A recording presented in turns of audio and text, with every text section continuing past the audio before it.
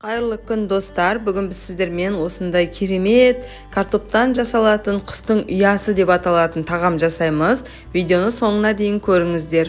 Ең бірінші осылай картоптарымызды турап, сыртын ашып, ыдысқа салып, мен үнемі осылай қайнаған суды құйып барып қоямын газға.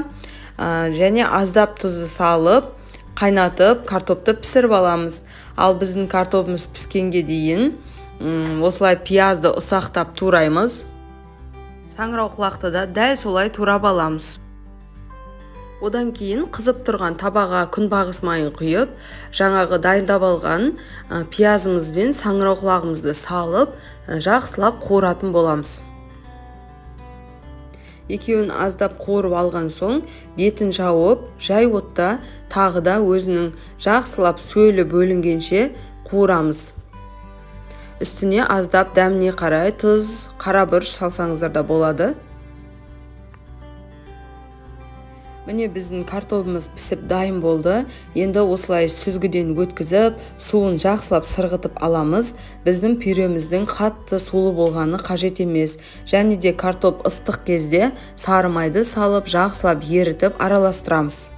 Жұмыртқаны да салып тез араластырамыз. Біздің пюремізге пісіп қалмауы қажет. Одан кейін жаңағы дәміне қарай картопқа арналған дәмдеуіштер, картоп крахмалын, мен мына жерде тұз емес, қант қостым аздап, себебі картоп крахмалы аздап қышқылтым дәм береді, сол үшін. Ал сіздер дәміне қарай өздеріңіз тұз, бұрыш қоссаңыздар да болады. Осы крахмал мен жұмыртқаның арқасында біздің пюреміз формасын өте жақсы ұстайтын болады. Пюремізді ыстықтай осындай арнайы кондитерлі мешокқа салып аламыз. Және де басына мен осындай үлкен насатқа қойдым. Одан кейін пергамент қағазын төсеп, осылай жиектерін үлкендеу етіп, форма дайындаймыз. Егер сіздерде мынандай насатка болмаса, онда тұрған еш нәрсе жоқ. Тек қана осы мешоктың аузын аздап кесіп, дәл осындай форма жасасаңыздар болады. Немесе қасықпен жасауға да болады. Одан кейін міне салмасын ішіне әдемілеп салып шығамыз толтырып. Қызып тұрған духовкада 180 градуста 15-20 минуттай беті әдемі болып қызарғанша ұстаймыз. Қызарып піскен соң ірімшікті үкіштен өткізіп, осылай бетіне салып, тағы да духовкада 2-3 минут ұстаймыз. Біздің ірімшігіміз әдемі болып еруі қажет.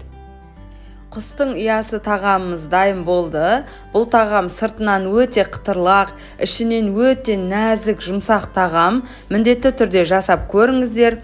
Видео ұнаса лайк басып, комментарий жазып, каналға жазылуды ұмытпаңыздар.